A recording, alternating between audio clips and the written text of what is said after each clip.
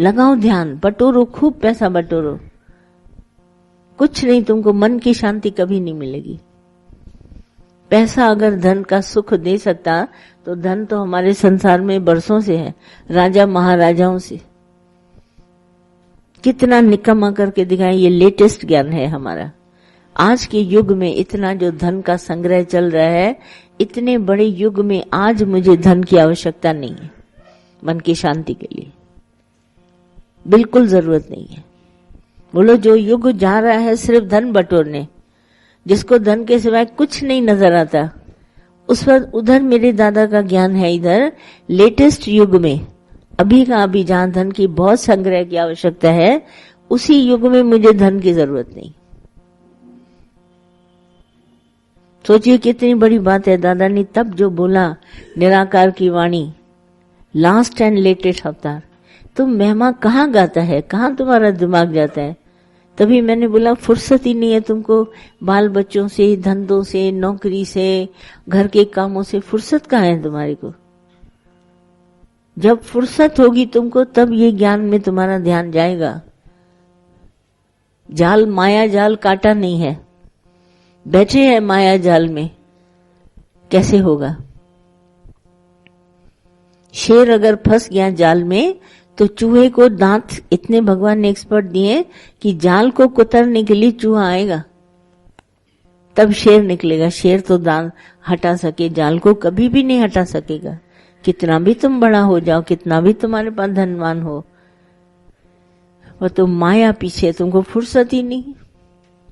ये है फुर्सत। दिल ढूंढता है फुर्सत के वो रात दिन, मुझे कुछ भी काम नहीं है। ये पेट और ये तन जो घर बनाता है ना, एक एक चीज जोड़ के रखता है, सजाते हैं, कहते हैं इसके लिए। तुम बोलो, कोई शास्त्र में ऐसा है जिसने सारी माया भी बटोरी और भगवान भी मिला हो? एक एग्जाम्पल बता दो। यहां फकीरों को मिला, जिन्होंने सब माया निकमी करके भगवान के नाम पर दे दी, बोला मुझे नहीं चाहिए। फकीरों को मिला, अमीरों को कभी नहीं मिला। राजा जनक ने भी जब राजाई अष्टावक्र के नाम लिखी, बोला सब तुम्हारा है राज, तब उसको मिला भगवान। फुर्सत कहाँ है तुम्हारी को? बुद्धि खाली नहीं है, सारा दिन भाई बहन माता पिता, ये बीमार वो बीमार, उसको खाना दे उसको। तुम अपने माइंड का कभी कार्डियोग्राम खिंचाओ तो तुमको पता चल जाएगा तुम्हारे दिमाग में क्या चलता है। आज वहां जाना है, आज बैंक जाना है, इधर सारा दिन। मैं कितने रिटायरमेंट आदमियों को देखती हूँ, नाश्ता करने के बाद में बैंक की दौड़ लगाते हैं, आज इस बैंक आज उधर बैंक, ब्याज मिलता है, लाओ लाओ ब्याज लाओ चले। ये क्या है? तुम मूर नहीं खा सकता, ब्याज के ऊपर चलता है, मूढ़ प्राणी। प्याले से गिरी हुई चाय तुम पीता है, ठंडी, प्याला वहीं रखा है, गिरी हुई चाय दे दो, बासी खाना दे दो, कल का रखा हुआ लाओ खा ले। तुम्हारा पेट अगर तुमको कुछ नहीं बोलता, पर बुद्धि तो चलाओ। क्यों खाते हो खाना? बचत के लिए। और कितना अंदर तुमको नुकसान करता है कुछ नहीं। हमारे संसार में बैक्टीरिया इतने हैं कि खाना थोड़ी देर खुला रखाने बैक्टीरियल इन्फेक्शन हो जाता है, पानी को हो जाता है। तुम कैसे बासी रख के खाना खाते हैं? कल का आज, आज का कल, कल का परसों। ये क्या है तुम्हारा खेल? और पैसा बचा के गए। तुमको लेटेस्ट इतना ज्ञान दादा ने बताया, मनी इज यूजलेस। और पैसे पर इतना ध्यान तुम देता है, कमाई पर इतना ध्यान देता है, तुमको ज्ञान लगेगा कहां से? कौन देगा तुमको ज्ञान? दौलत जमा करके 2 लाख आखिर में लगा के चली जाएगी। बटोरो और बटोरो। कोई एक एग्जाम्पल बताओ मुझे, जो अमीर भी हो और उसको पैसा धन दौलत सारी दुनिया आरती करती हो और ज्ञान भी उसके पास हो। मुझे बताओ, कहीं बता दो।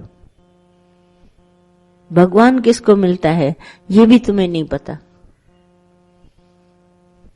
मन शैतान जागा पड़ा है द्वैत भरम में, संशय बुद्धि है द्वैत में, कैसे तुमको भगवान मिलेगा? तुम अंदर में समझता है मुझे भगवान मिल जाएगा, है तुम्हारे ही भीतर, घट में सब कुछ। सब बता के गए, साधु संत गुरु गोसाई जितने अवतार हैं सब बताए। लेटेस्ट अवतार ने बोला तुम्हारे भीतर नहीं पर तुम है। दादा ने बोला तू है, सो प्रभु दूर नहीं सो तू है। गुरु नानक साहब ग्रंथ में लिख के गए, पर वाणी किसी ने खोल के बताई नहीं, वो तू है। अगर आए दादा ने कहा भगवान है, तो सब लोगों ने बोला ये अपने को भगवान कह रहा है, मिसअंडरस्टैंडिंग। फिर दादा ने लैंग्वेज को बदला, शरीर कभी किसी का भगवान नहीं है, देह प्रकृति है। मैं अपनी प्रकृति के साथ आया हूं, ये मेरी प्रकृति है, मैं इसको लेके आया हूं साथ में प्रभु पाने के लिए।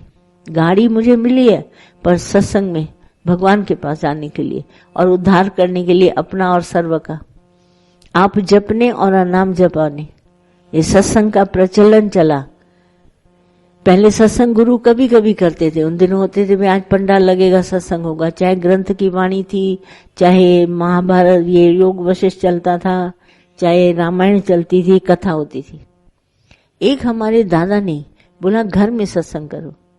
घर घर में सत्संग करके दिन रात का सत्संग दिया है। कोई इससे पहले अवतार आया उसने कहा सत्संग करो दिन रात और घर में? बोला भले इतनी सारी ब्रांचेस खुल जाए परवाह नहीं, जो अंदर में होशियार होके खड़ा हो जाए और जिस देश में चाहे 5 है चाहे 10 चाहे 2 तुम सत्संग करो। किया कभी सत्संग? तुम ऐसा मूढ़ प्राणी, इतना लास्ट और लेटेस्ट अवतार तुमको मिला है पर अभी तक संशय में पड़ा है। वो ऊंचा वो नीचा, वो अच्छा गुरु वो ऐसा बोलता है, वो बोलता है। अरे जो तुमको मिला है वो तो किसी के पास नहीं है। कभी बेच करके देखो। दादा ये भी वाणी बोलते थे, पिछलों की जो धारे टेका, तुम जो मेरे से पहले होके गए हैं उनकी अगर तुम आधार लेता है ना, जिनको कभी आंख से नहीं देखा, आपने कभी उनको आंख से देखा तो नहीं, और पिछलों की धारी टेका, ये गुरु बोल के गया।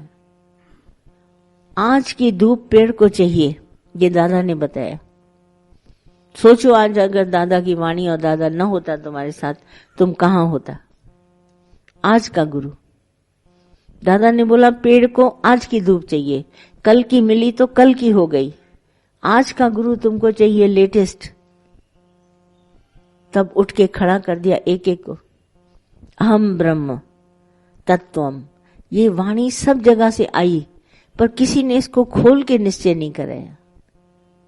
तब दादा ने बोला ये वाणी जब पहले बोल के गए हैं अहम ब्रह्म तत्वम, समते योग भगवान श्री कृष्ण ने भी बताया, मगर बैठ करके सत्संग करके कराया नहीं।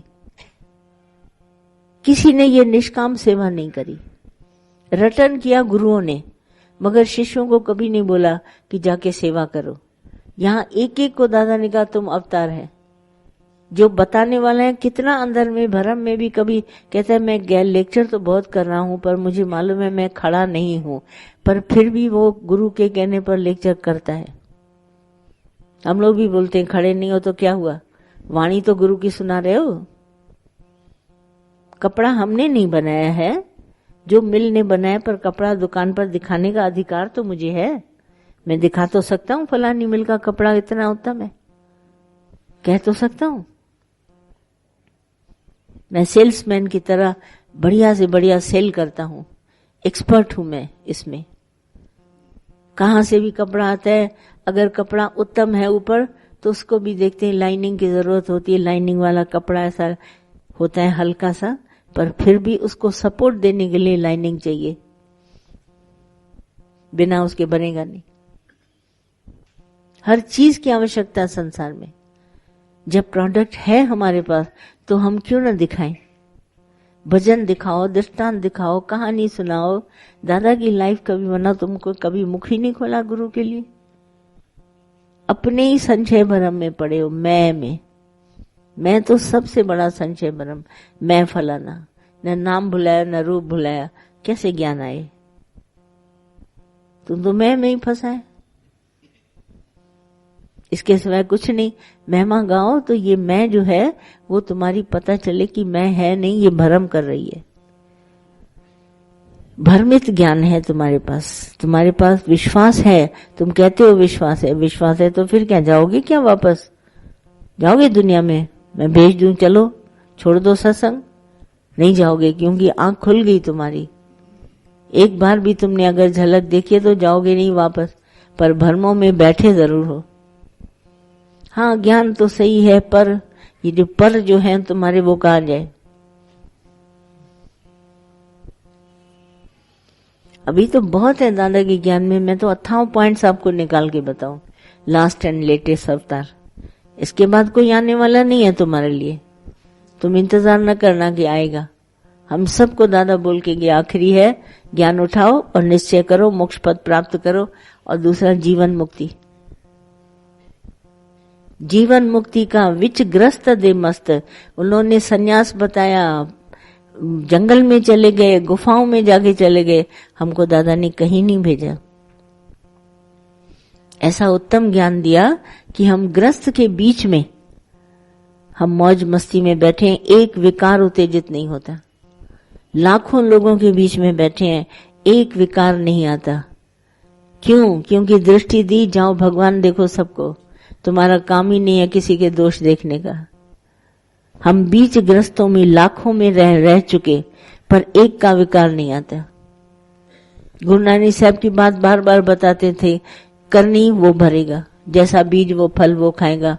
Why you are worried? तुम क्यों हो परेशान?